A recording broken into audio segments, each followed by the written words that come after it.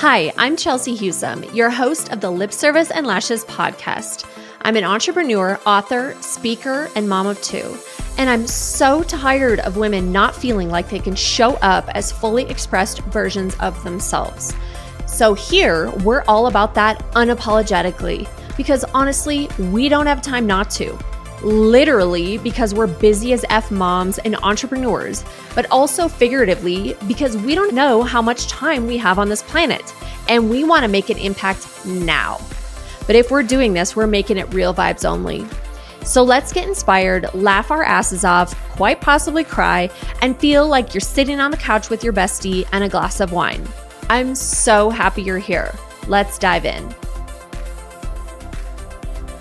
Hello, everyone, and welcome to another Lip Service and Lashes podcast. I'm your host, Chelsea Husum. Today, I have Erin Hunt with me. Erin was raised in Colorado, graduated from University of Colorado at Denver. Since 1999, she worked in criminal defense, adolescent mental health care, juvenile corrections, social work, and as the Interstate Compact Coordinator for Arapahoe County. Erin retired in 2002 to stay home with her children.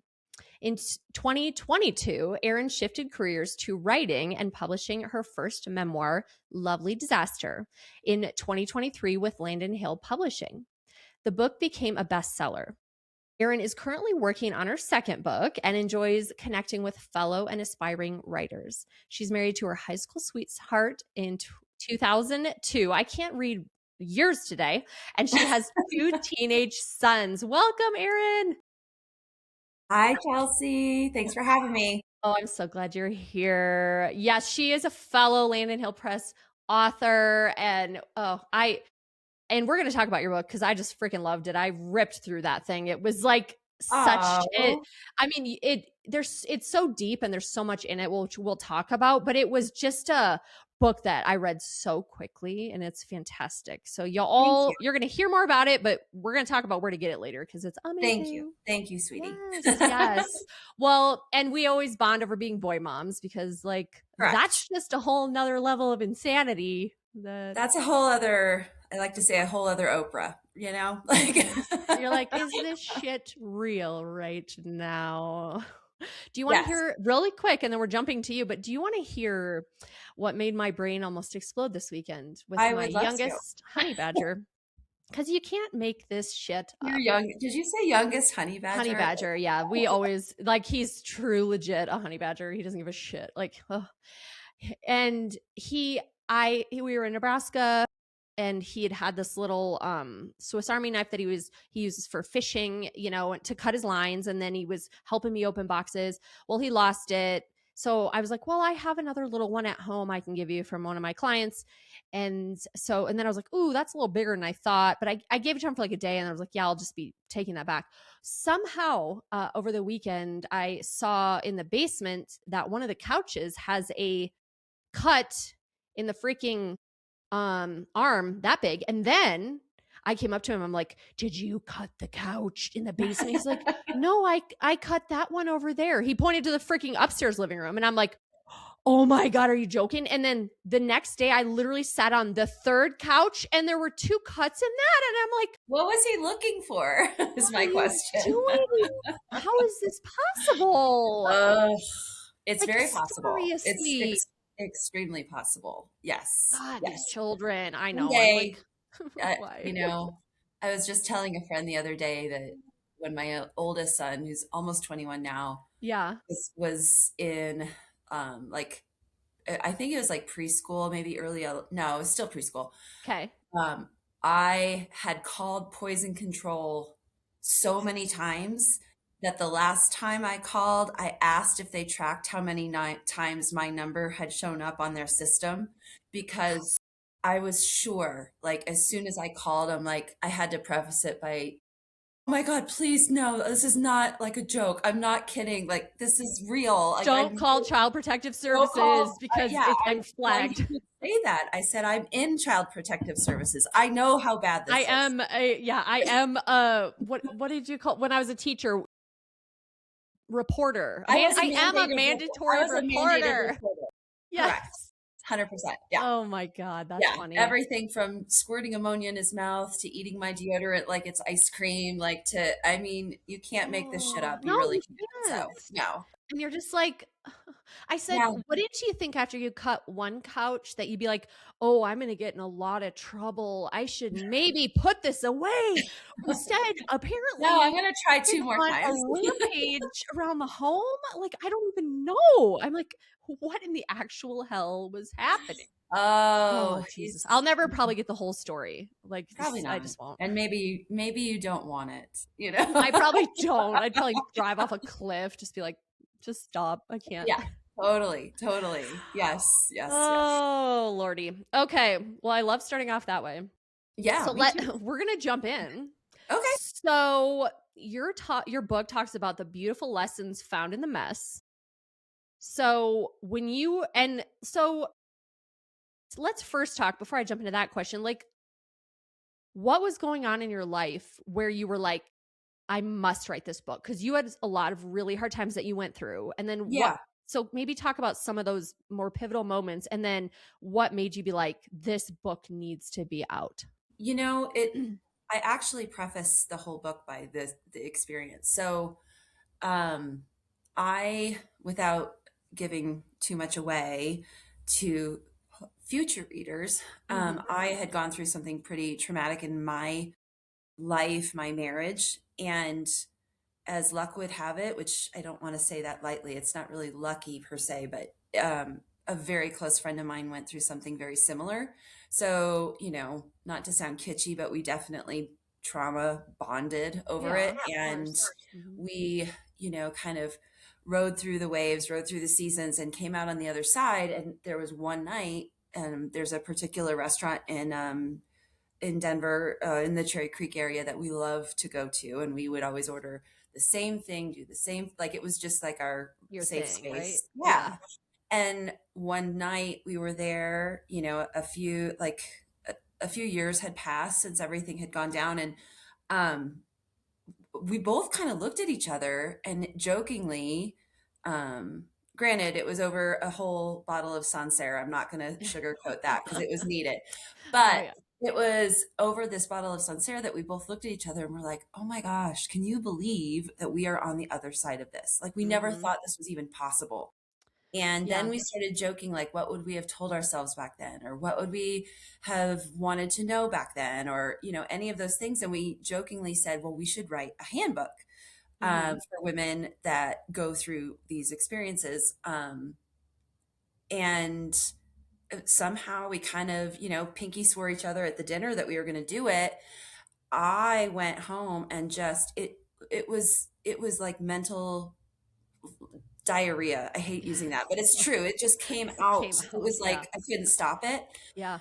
And then a couple weeks later, she and I connected again, and I was like, "How's it going? How's the writing going?" And she asked me how I was doing, and I explained how far I'd gotten, and she basically handed everything over to me and said, "I'm here to support, but this is clearly something you should do because you've already basically started, and I Yeah. haven't even dipped my toe in the pool." So that's how it kind of started, and then to you know uh, double down on the whole experience leading up to deciding to write.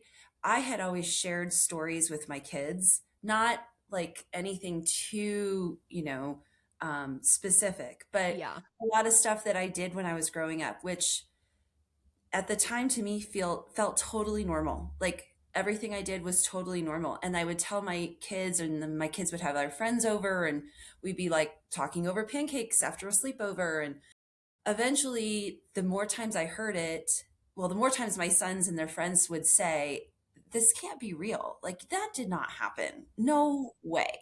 And granted, my husband and I knew each other. I met him when I was 14, he was 15.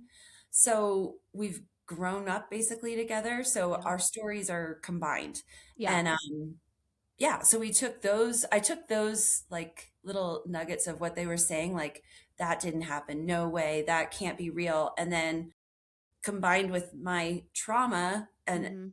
whole life experience just kind of compiled into these series of stories and memories, and then the book was born. So Yeah.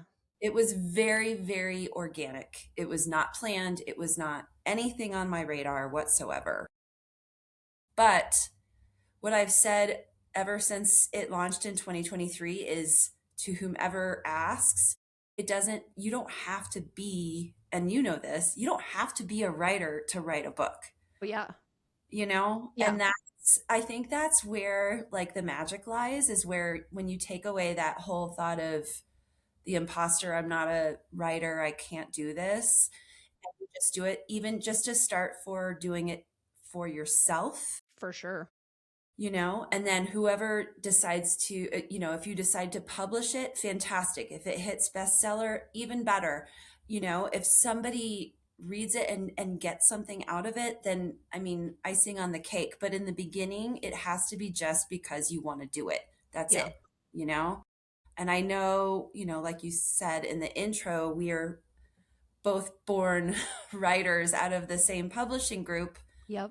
I definitely took that to heart, that I don't have to be perfect. I don't have to know what I'm doing. I just know that I have a story to tell, or multiple Yes. stories to tell. Yes. So that's really where it all boiled down to.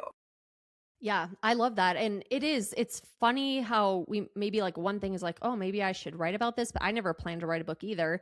And Yeah. but then once I would sit down and I'd be like, I'd write a story and then I think of another story like, oh, I forgot about that. That I Yeah. totally Yeah. include that. It's funny how then just stuff starts, like you said, flowing and you're just like, oh, and it becomes authentically and organically what it's supposed to be, what you're meant to put out in the world, whether it's perfect. I mean, perfect or not, that's not the goal. It's to like, we have stories to share, Right. and someone on the planet, and probably many someones, will benefit from not feeling alone, from saying, oh, she made it through that really hard time. I was going through something similar, but I know I can make it through now because Erin Yeah. went through it, right? Yeah. That's the beauty of this, And it's right? so funny. And I'm sure that you've experienced this too, Chelsea, is like, no matter how much time passes, when you meet somebody who's either like read your book, or knew, like learned that you had written a book and Mm-hmm. crossed the publishing finish line, Yeah. it's so crazy to me, these like wide eyes of how it's like people assume it's almost like splitting an atom, like it's so unreachable. And yeah, it's hard. It takes a lot of effort, Yeah. and you have to really stick with it. But in the end, like when all was said and done, and I launched, and I was in the letdown mode after I launched, and I thought really hard about it. I'm like, wow, it wasn't this huge mountain to climb. It was just putting my mind at ease, and knowing what was right, and knowing what I wanted to say, and knowing Yeah. how I wanted to say it. And then if it landed, great. If it didn't, I was okay with that. You wrote it for you ultimately. If it didn't land with Exactly. anyone else, whatever, right? And it does, 100%. but yeah. 100%. Yeah. Yeah, I love that. And I don't know if that was your purpose, but for me, I had no intention of really going full bore, like this is, going to be my passion project for the rest of my life. It was just something I needed to do for myself. And I was lucky enough that it happened. And then I was even luckier that it landed so well. And it's still something I am thoroughly and incredibly proud of. So, Yeah. Yeah. yeah. I love that, as you should be. Yeah. Well, it's funny too when you're talking to. So a couple years ago, actually, I bought the Britney Spears memoir because I was like, oh, that's going to be so juicy and amazing. And there's like all, she's telling her life story, and then I was like, oh, because you're saying we're not all professional writers, but literally she's has a lot of money and potentially had a ghostwriter. Who knows? I couldn't even get past like 3 pages because it sucked. It was like such a weird, choppy, like, non-readable book that I'm like, I really wanted to read this, but the Yeah. writing's horrible. And I was like, that really surprised me. Well, I will check that one off my list, because that one I haven't read yet, but now Yeah, I'll go ahead I and really pass. wanted to. I still have it, but I'm like, I was like 5 pages in. I'm like, this sucks. Like, please Well, don't I sue think me. one of the things too, it's like, if I can safely say, when you write a memoirish book, it feels very like self-absorbed, very, like not narciss well, I shouldn't say No, I narcissistic. get it. You It's know not what I'm getting at? narcissistic, but you're like only thinking of Of you and telling your yourself. stories. Yeah, I get Yeah. it. But what I realized like a few chapters in, and granted, my writing process looked like a psychopath's brain. It was, 47 tabs open every day, Yeah, all mine day. too. Hmm. Yeah. And my ending project of chapters all over the floor of my room looked Hmm. incredibly weird. But what ended up realizing is like every single chapter sounded like me. It As it sounded like me. should. It should in that, right? Like, Yeah, yeah. I don't want someone to read something about me that doesn't sound like me, and then that Hmm. assumption is that is who I am, because it's not. Yeah. And I am, a cussing, inappropriate, mature Me too. 50-year-old woman, and I am unapologetically so. So Yeah. I will not like concede any of that language to anyone else. So it's interesting again, like going back to people asking about writing a book, Yeah. like, oh, I don't have a writer's voice. And I have said this. I said this at, a couple events and talking to people that, well, nobody wants to hear from a writer that sounds like every other, possibly AI generated voice on the planet. Yeah. They want to hear your voice. They Your want to hear voice. your That's the thoughts. voice you need is yours. That's Yes. it. And That's that's it. where that magical connection happens with Yes. either listeners, readers, what have you. I think Yes. that's where that, when you're genuine, people feel it. They don't need reassurance that you're being real. They know you are. Um, Absolutely. and Yeah. that's honestly, girl, that is your forte Oh, because yours too. Like we are. We're like this. Take it or leave it. This is who I yeah, am. 100%. And Uh, it is yeah. unapologetic. It's time that Hmm. we all do that and Like be let's grow up and be big girls and not stop giving a shit so much and living our ex- lives for everyone else. Like for once, yeah. just do it for us and obviously our There, families. But right, it's so different. well, there was a chapter in the book which I have to pump because this just reminds me when you say that about your sons too. I was not a feral mom, but I was, when my kids were young, I was a take no shit mom. Yeah, And I love it. my oldest, the one who has I'm sure a plaque up, like I said, at Poison Control, he was hands down the most disruptive, challenging kid who, fast forward, if this is any consolation, Chelsea, is now the kindest, Oh, thank God. sweetest, They're and so fun. most authentically genuine, compassionate man. So I take that as like a win. But But he at has the a honey time, badger spirit, it sounds like. he does. Which we want them to have that spirit. He does not take shit from anybody, so I'll Yeah. give him that. But I remember, thinking there was a time he got called into the principal's office and it was when you said the whole Swiss Army knife thing, it just made me think that there was a time in kindergarten, no, first grade, where he went fishing with my husband, had like not a Swiss Army, but One of whatever those those, little, yeah, yeah, like the yeah, tool all-purpose things. Yeah. whatever. And we walked through the garage and he like swooped it up out of the shelf and put it in his bag as a show and tell item. And then show and tell shows up and he's got a weapon on school Yeah. campus. He's, a Yeah. possible threat. All of these things, mind you, I'm a social worker at the time, working in schools pretty much nonstop. So I walk in to pick him up after, the inevitable phone call from the front office. And I swear to gosh, I just was like, this teacher was going to just like reap into him and just Yeah. rain terror on this poor child. And I was not having it. And in hindsight, like, well, in the moment, you think, oh my gosh, I went too far, all of these things. But, now looking back, I would have done that twice over For sure. because there's no reason women need to back down in that regard and not do what's truly in their heart and their soul. And it's fulfilling and it's long lasting and it's a memory that sticks with me and with him for being his advocate. For sure. So, when women ask about like the writing thing, I'm like your voice is so important even if you don't feel it now, maybe like 5 years from now, maybe 10 years from now, you will. So that's why I think like stuff like your podcast and your book and us meeting and all of the organic things that happened based on just writing a book are Yes. so important. You create Oh, a different totally. community. Yes, yes, and then Yeah. people know that you're genuine and, like, we've always bonded and got along, and we just Yeah. like, we might not see each other for a year, but we're like, "Hey, girl, what's up?" Like, you know what I mean? Exactly. It's just, like, we get each Yeah. other in Yeah. so many ways, right? Yeah.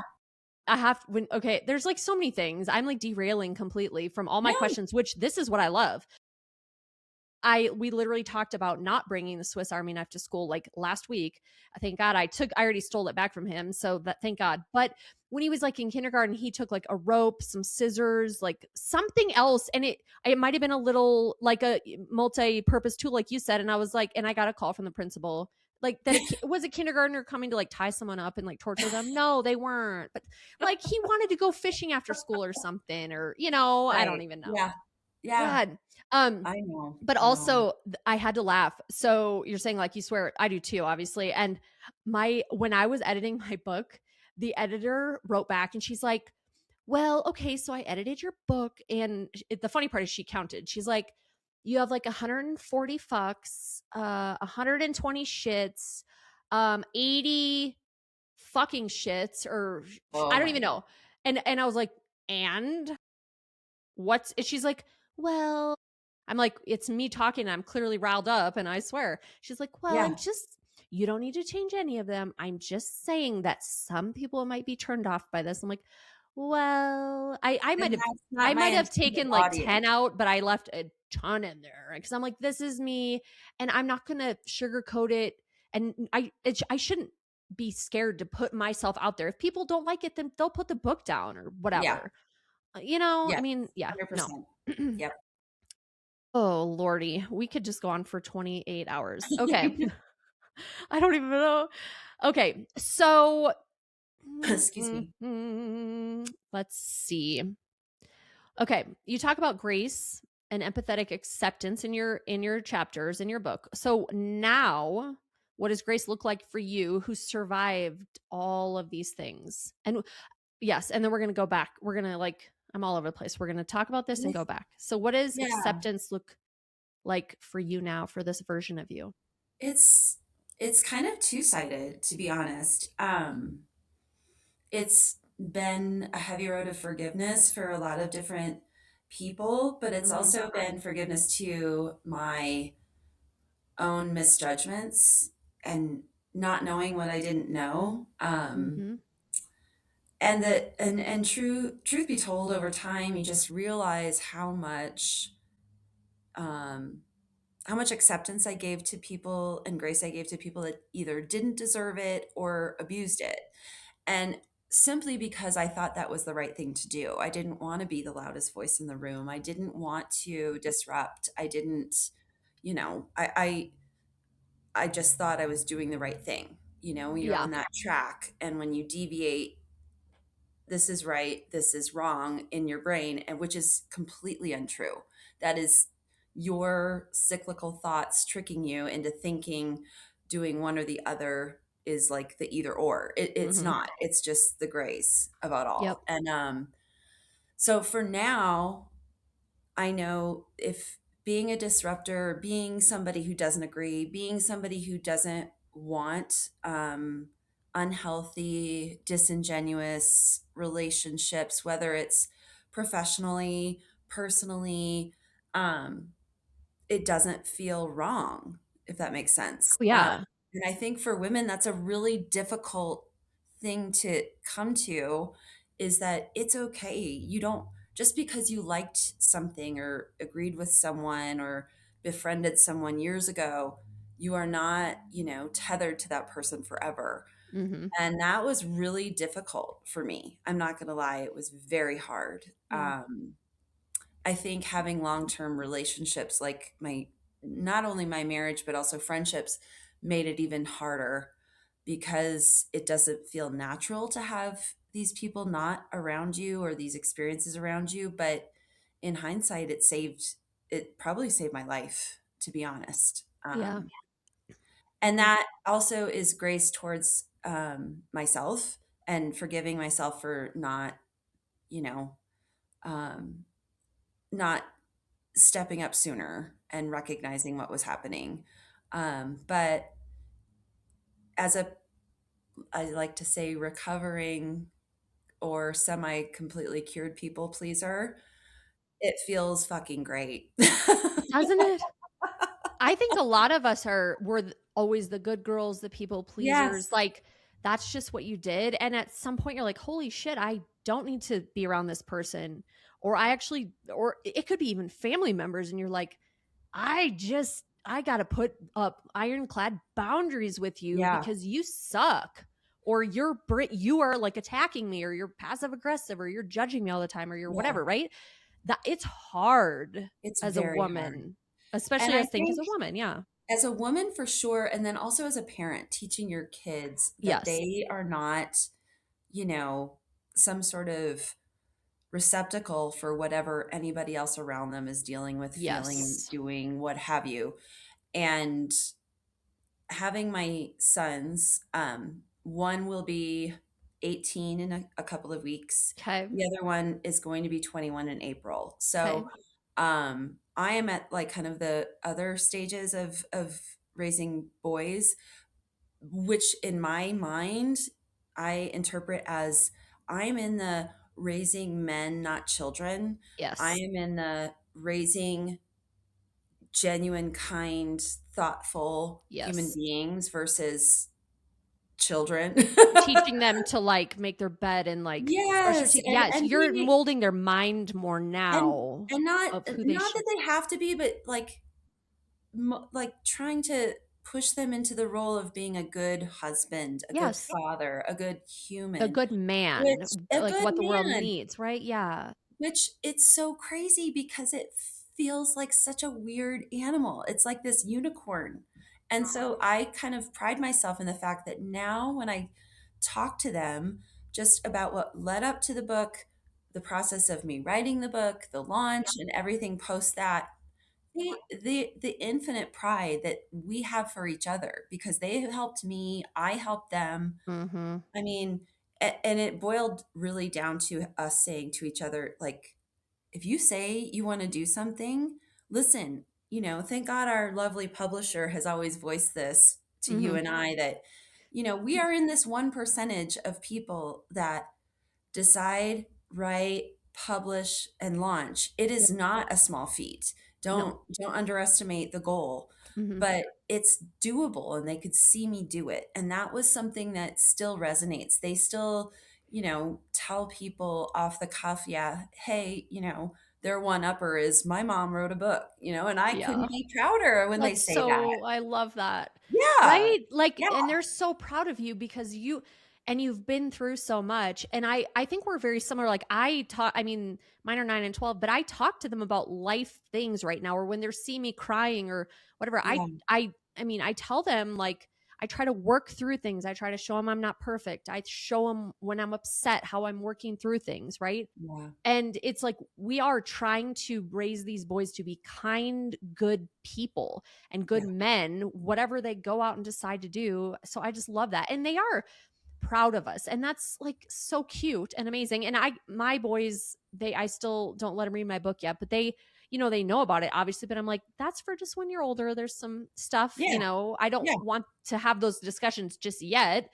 But someday we will. But I love that. And you've Yeah. shown them how you've chosen yourself and also your relationships, the ones that were important to you, and you've kept moving through some things that maybe you could have chosen to turn differently, right? Read 100%. her book, you'll understand this, but like you chose what you have and you worked for it. And there's so much respect that they have for you Yeah. in watching you do that, hearing about it because they didn't know all that. And when they read your book or you're talking to them, that shows who you are as a woman, as a person. And so they're going to go out, if they choose to get married someday, they're going to want a strong, badass woman like their mom because that's what they respect. Yes. Right? Yes. That's my goal. That was Yes. like the ultimate. And I would never have known it at the time, but when you after everything's said and done, when I look back, the things that I'm most proud of course, writing a book, of course, all of the stuff that came with it and the people I've met clearly, and the community I have built for myself. But ultimately, it's teaching my sons how, maybe not, I shouldn't say how, but they could do it. They could do anything. Yes. Anything. They can do anything. Yes. And this is not a unicorn. It is just what you choose to set your mind to, push Mm-hmm. your energy towards. Yeah. Um, so yeah, I mean, I wouldn't be sitting here talking to you had this not happened, Yeah. I and know we never would have vice met. Like, versa, I yeah. think. I So truly believe like the path of life leads you to the people, whatever things you're meant to do and people you're meant to meet. I'm like yeah, so grateful for that. Like it's yeah. amazing. Oh, Oh, girl. Okay, so I have one final question and then we're yeah. going to talk about where we can find and support you. But if there's a woman listening who is struggling in life right now or knows something in her life isn't working anymore, but she's terrified to take that unexpected path, or she maybe wants to do this, but she feels pressure to do, this over here. What do you want her to hear right now? That I'm like chock full of analogies, but that it is not your intended direction in your life is not a tattoo. Mm, That you don't have to do what you thought you were going to do 5 years ago, 2 years ago, 6 months ago. Um, if things hadn't gone the way that I had hoped, I would not have written this and gone down the path that I did. But it doesn't make it right. It doesn't make it wrong. But you cannot let this little monkey on your back tell you what you should do, because the shoulds will bury you. You just mm, got to do what you in your heart feels right, lessens the pressure, lessens the stress, lessens all of the things that cause you pain, and go in that direction. And I think ultimately, I always go back to this: women just know. Women know. yeah. It may We take try a to talk ourselves out of it or something, but you you just ultimately know. know. Yeah. Yeah. And so, it took me far longer than I would have liked. But I live in I say yes now before I say no, on almost everything that I possibly can. And the shoulds are where the guilt lies, and just bury those, ignore them. They are useless, in my opinion. I My love opinion, that. just mine. I agree. No, my opinion as well, everyone listening. Our collective opinion for the Yes, two of us. yes, So, what I'm hearing from that too is you are giving women permission that they have permission to change their mind at any time. What if it's correct. not, if something's not aligned, change it. Yeah. So, I love Yeah, that. That's yeah, beautiful. yeah. All right, girl, where can people find your book and follow you, and how can we support you? Oh, thank you. So a couple ways. I do have an Instagram account. It's the.lovelydisasterbook.com. Or no, it's at the Lovely Disaster Book. Something like that. I'll I'll link put it. it in I'll there. link it. We'll No, put it in the notes. I'll link it in the show notes It's too. really, I'm such a bad promoter. It's also so you can't really miss the Just cover. show The it. cover I is, love your cover. It's the I coolest. mean, it took a lot of gutso to do that, but Oh, that's so the cool. cover. My website is www.lovelydisasterbook.com, and there's a link on there to get my book through Amazon. And then also, I always have to pump up, we're all through Land and Hale Press, which Mm-hmm. is Yep. um, a remarkable group of Yes. people, of Such great women writers, and women and publishers, men. coaches. I Yes. mean, Chelsea knows this, but I don't understand how we all came together, but I Oh, would change it for anything. yes. So Some of the most amazing women for yeah, sure. And men, yeah. but So yeah. you can go on to Landon Hill Press's site as well Mm-hmm. to find myself and all of my fellow authors. Um, yeah, just read away. Read away Yes. and write away. Yes. Yes. Oh, I love that. Well, you're amazing. And I so appreciate you. And I love please you, go girl. grab her book, follow her, and just thanks for always being real. And you were like one of the first before my, like when I was working on my book, yours was kind of one of the ones more recent that came out. And I just love your cover. I love your writing. And your book gave me courage to be like, I can do this too. So thank you. Oh, I You're love amazing. that. Thank you for having me. Yes. Thank you. All right, everyone, go get the book. You will love it. And follow Erin and connect with her. And thank you, everyone, for listening. Always remember, no BS, just real vibes. We'll see you next time. Thanks, Chelsea. Bye. Bye. If you loved the episode, share it on Instagram and tag me so I can say thank you and meet you. Or share it with a girlfriend who you know would love this too. Always remember, no BS, just real vibes. See you next time on Lip Service and Lashes.